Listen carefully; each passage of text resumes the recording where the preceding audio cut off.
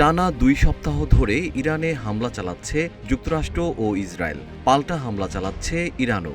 আগ্রাসনের প্রতিবাদে বিশ্বের জ্বালানি দ্বার হিসেবে পরিচিত হরমুজ প্রণালী কঠোরভাবে নিয়ন্ত্রণ করছে ইরান।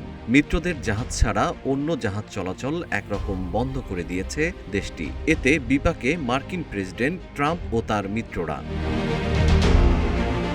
ভান্ডারের সর্বাধুনিক অস্ত্র ও যুদ্ধ সরঞ্জাম ব্যবহার করেও যুদ্ধ জয়ে কুলকিনারা পাচ্ছেন না ট্রাম্প। হরমুজ প্রণালীতে অচল অবস্থা এবং ইরানের অনড় অবস্থানের মুখে ট্রাম্পের ক্রমবর্ধমান উদ্বেগ এখন হতাশায় রূপ নিয়েছে।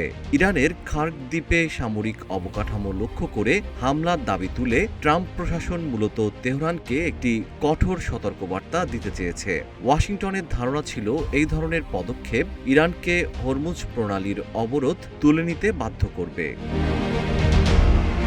তবে আন্তর্জাতিক বিশ্লেষকরা মনে করছেন, যুদ্ধের এই হুমকি আসলে মার্কিন প্রশাসনের সীমাবদ্ধতা এবং মধ্যপ্রাচ্যে তাদের কৌশলগত ব্যর্থতারই বহিঃপ্রকাশ।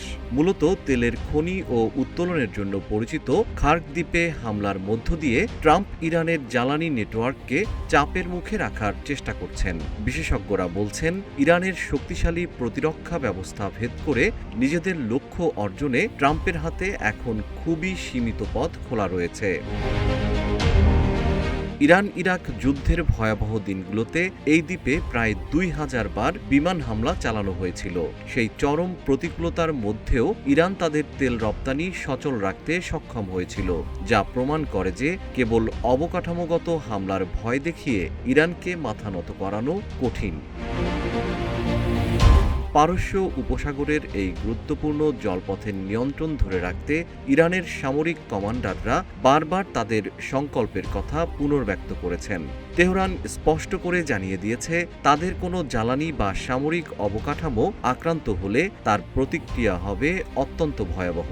ইরানের পক্ষ থেকে দেওয়া সাম্প্রতিক বিবৃতিতে সতর্ক করা হয়েছে, মার্কিন বা ইসরায়েলের পক্ষ থেকে যে কোনো উস্কানি আসলে পারস্য উপসাগরের অপর পারে থাকা তথাকথিত জায়নিস্ট অক্ষ ও তাদের মিত্রদের স্বার্থের উপর সরাসরি আঘাত আনা হবে।